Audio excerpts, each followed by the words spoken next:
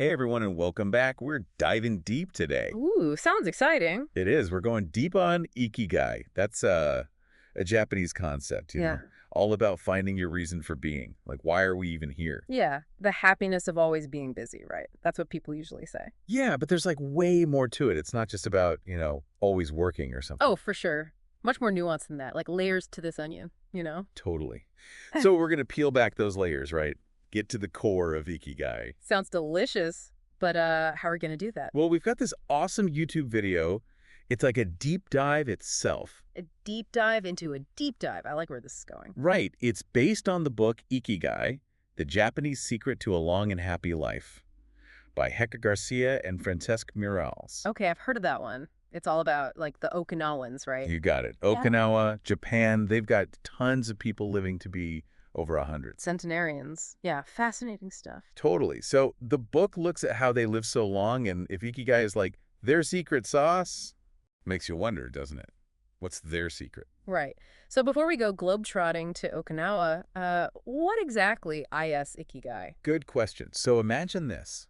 You've got what you're good at, what you love. Right, like my mad karaoke skills. Okay, sure, karaoke. But also what the world needs and what you can get paid for. Oh, okay. So like all those things have to line up. Yeah, it's where those things all meet, that sweet spot, your passions, talents, values, all that jazz. So it's more than just like loving your job. Way more. It's deeper. It's finding that thing that truly makes you, you. And it benefits everyone, ideally. And hey, if you can make a living doing it, even better. Makes sense. Like if you're just chasing a paycheck, you're probably not going to be super happy. Right. This book argues that this sense of purpose, that ikigai, it brings you satisfaction, happiness, real meaning. Yeah, I can see that when you had that reason to, jump out of bed in the morning, that fire in your belly. Exactly. Makes life feel worthwhile. So back to the Okinawans. They're practically like the poster children for long life, right? For real. And here's something wild. They don't have a word for retirement. Wait, seriously, no retirement. So what do they do after, like 65? They keep going, doing what they love, staying active, contributing. It's not about stopping. It's about continuing to find purpose. Whoa, that's like a totally different mindset. Here we're all like, can't wait to retire and chill on a beach. It's a cultural thing, for sure. They don't Yeah. see it as an end, but as a transition, another chapter. Interesting. So they're staying engaged, keeping busy with things they care about. Makes you think, huh? And get this, Okinawa is one of the 5 blue zones around the world. Blue zones. Remind me, what are those again? Okay, so blue zones are these specific regions scattered across the globe where people live crazy long lives. Right, like way longer than average. Exactly. And they're all over. Okinawa in Japan, Sardinia in Italy, Loma Linda in California, Nicoya Peninsula in Costa Rica, and Ikaria in Greece. Wow, all over the place. So what's the deal with these places? Do they like have magic water or something? Huh. I wish. It's not that simple. Researchers believe it's a combo of things. Their diet, social life, activity level, all that stuff. Yeah. And in Okinawa, well, ikigai probably plays a huge role. Okay, now I'm really intrigued. So let's get into the nitty-gritty. What are some of those Okinawan practices that maybe, just maybe, contribute to their long lives? Buckle up. One of the most fascinating ones is hara hachibu. Hara hachibu, is that like some secret martial art or something? Not quite. It means basically eat until you're 80% full. Stop before you're totally stuffed. Oh, that makes a lot of sense, actually. You know that feeling after Thanksgiving dinner when you're like, ooh, why did I eat so much? Exactly. They're all about avoiding that feeling, being mindful of their bodies. Smart. Okay, what else? What else do they do? Moai. These are social support groups, like really tight-knit groups that offer financial and emotional support. They're like extended families, almost. Oh, so it's not just individual habits. It's about having that strong community, too. Totally. They've got each other's backs. And they celebrate together. Birthdays, festivals, all that good stuff. They even play games like gate ball. Gate ball? What in the world is that? Think croquet, but Japanese style. It's all about having fun, enjoying life, connecting with each other. I love that. It's like they've got this built-in system for happiness and well-being. Yeah, it's pretty amazing. They're all about finding joy in the simple things, those everyday moments. Not just chasing some big, elusive dream, but appreciating what they have right now. Spot on. And this sense of purpose, it shows up in their everyday activities too. gardening, social events, pursuing hobbies. They're not just sitting around twiddling their thumbs. They're living their best lives. Okay, so we've talked about Ikigai, these awesome Okinawan practices, but there's also this concept of logotherapy, right? You bet. Viktor Frankl, you know him, developed this whole thing about finding meaning, even in the face of suffering. Like, even when things are tough, you can still find a reason to keep going. Yeah. Man's Search for Meaning, that book, it blew my mind. Frankl went through so much in the concentration camps. Exactly. And his experiences led him to believe that we all have this capacity for meaning, no matter what life throws at us. Powerful stuff. And how does that tie into Ikigai?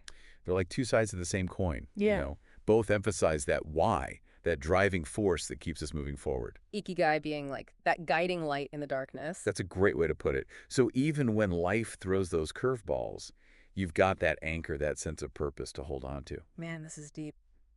Okay, switching gears a bit. You ever get that feeling where you're so engrossed in something, time just disappears, like you're in the zone, totally focused? You're talking about flow. That's what psychologist Mihaly Csikszentmihalyi called it, that state of complete absorption, pure concentration, like you're one with the task at hand. Yes, that. It's like magic, and it feels amazing, right?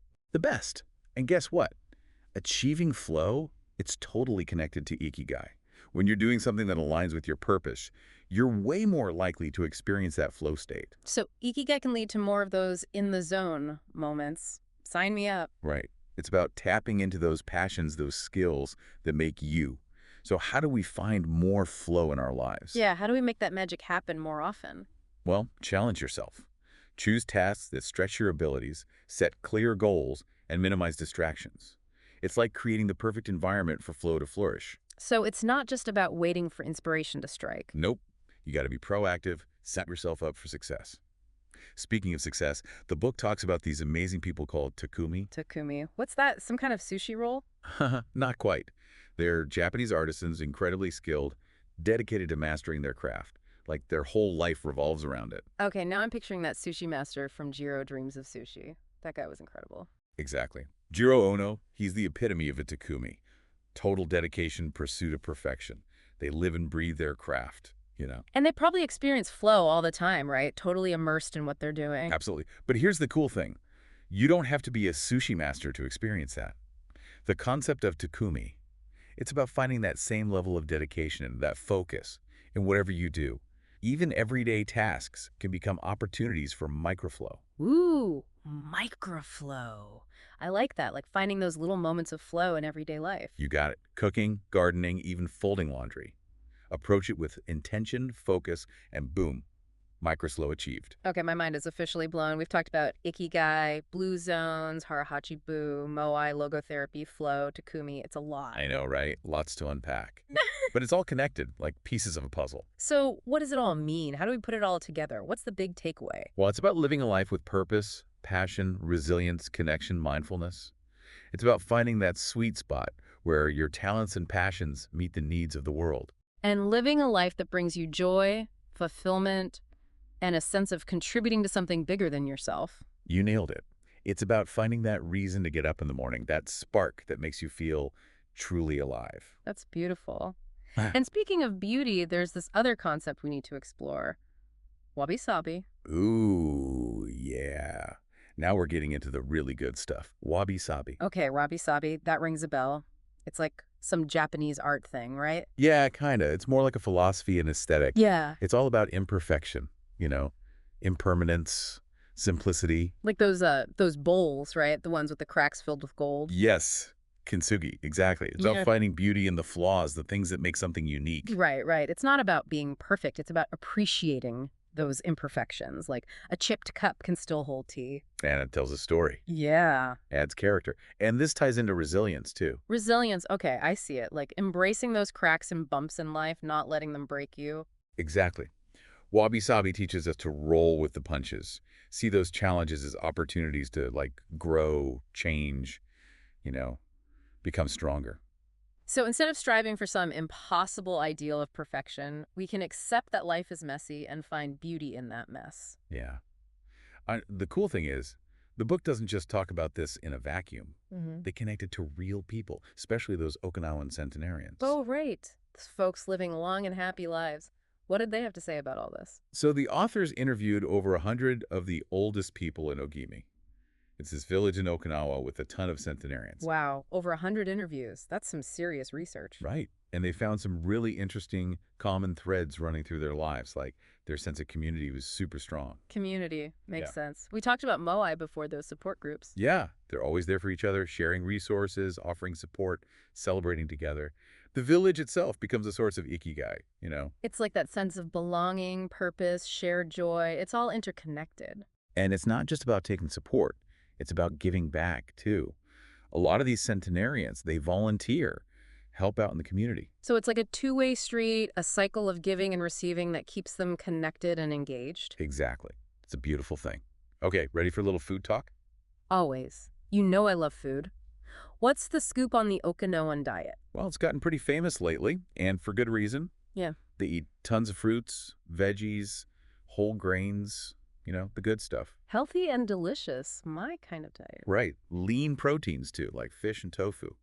And they're not big on sugar or processed foods. That sounds pretty similar to those other blue zones we talked about. Real, whole foods, lots of plants. Yep. It's a pattern for sure. Mm-hmm. But they also have some unique favorites, like green tea, especially sampincha. Sampincha? What's that? It's green tea mixed with jasmine flowers. So it's pretty good, right? I'm gonna have to try that. And what about shikawasa? That was another one you mentioned earlier. Oh, yeah, shikawasa. It's this citrus fruit packed with antioxidants and vitamin C. Okay, adding that to my grocery list too. So beyond food, what else keeps these Okinawans going? Movement. They incorporate exercise into their daily routines, but we're not talking crazy gym workouts. Thank goodness. I'm not a gym rat. Me neither. It's more about gentle movement, gardening, walking, things like that. They also practice radio taiso. Radio Taiso. Okay, you've got to explain this one. It's these simple exercises, low impact, broadcast on the radio every morning in Japan. Wait, so they all do synchronized exercises to the radio? That's adorable. I know, right? It's a Huh. great way to start the day, get the blood flowing. It's a good reminder that exercise doesn't have to be like this big ordeal. Just find ways to move your body that you enjoy. And that fit into your life.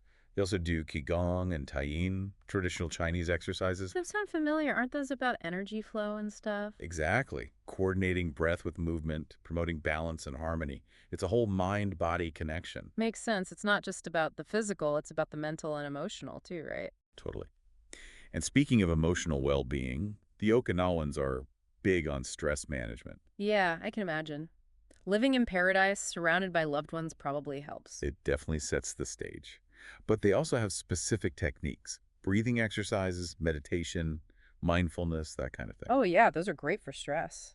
And just being in nature too, right? Absolutely. They have deep respect for nature, believe in its power to heal and restore. I feel that. Nothing like a walk in the woods to clear your head. It's like a reset button for the soul.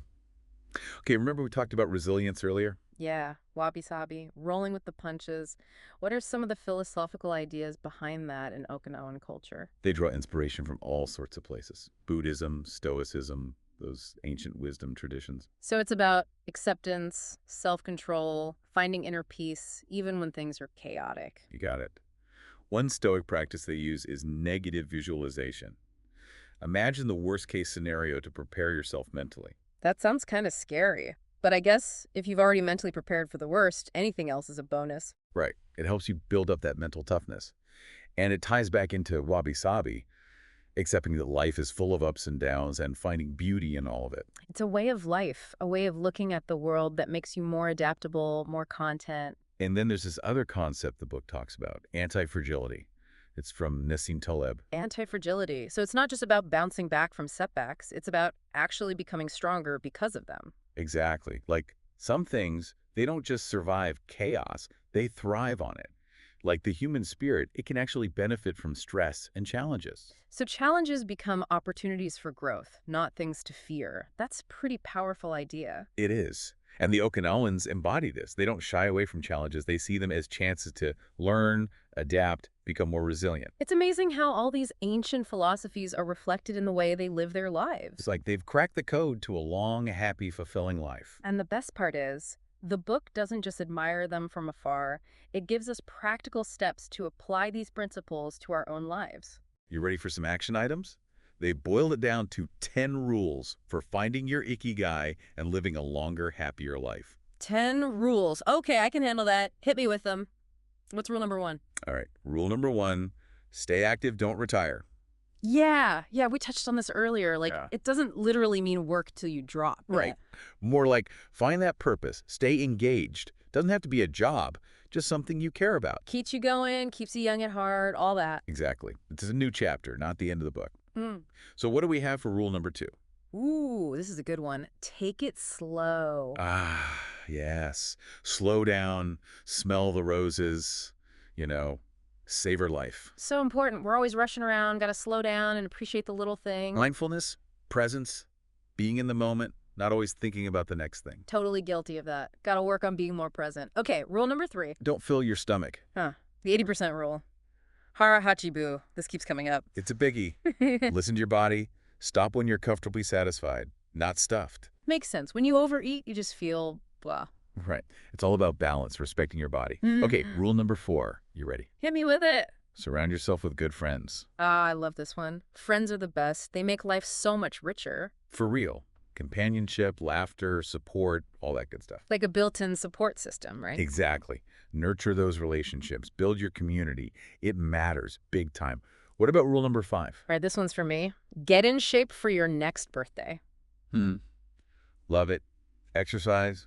Got to keep moving. It's not just about looking good. It's about feeling good. Right. Physical, mental, emotional, it's all connected. And remember, it doesn't have to be hardcore. The Okinawans are all about gentle movement. Walking, gardening. They're radio taiso. Radio Taiso. Still got to try that. Maybe for my next birthday. Do it. Okay, rule number 6 is a simple one, but powerful. Smile. Ah, the power of a smile. It's contagious, brightens everyone's day. Exactly. Positive vibes, focusing on the good. A little smile can go a long way. Totally agree. Okay, what's next? Reconnect with nature. Yes. This one's close to my heart. Spending time outdoors, it's like a reset button for the soul. Nature is magical. Calms the mind, reduces stress, reminds us of our place in the world. I feel that deep in my soul. What about rule number 8? Give thanks. Gratitude. We all need more of that. It's a game changer, for sure. Appreciate the good things, big and small. It shifts your whole perspective. Totally. Focusing on what you have, not what you lack. Whether it's a gratitude journal, telling someone you appreciate them, just taking a moment to reflect, it makes a difference. It does. Okay, almost there. What do we have for number 9? Number 9, live in the moment. Ah, the eternal challenge. So true. Our minds are always wandering to the past, the future. But true peace is right here, right now. Be present, let go of the mental chatter, savor the experience. Mindfulness, meditation, all of those practices can help, right? They can, for sure. But even just paying attention to what you're doing, engaging your senses, that's mindfulness too.